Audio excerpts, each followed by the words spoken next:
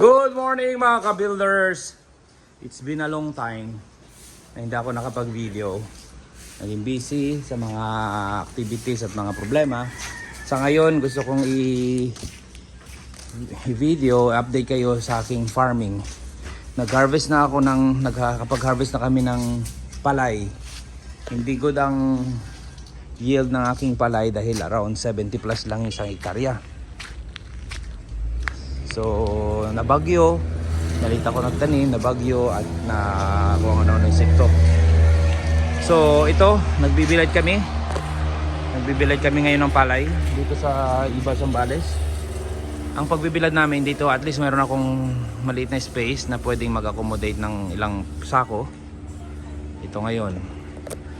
Then kasi pag sa daan ng pagbibilad, which is kalimitan, nadadaanan ng mga truck o mga sasakyan na dudurog. So yung iba naman may dryer, good for them. Someday magkakaroon din ako noon sana. So ito siya. Ito. Yan, dito kami nagbibilad.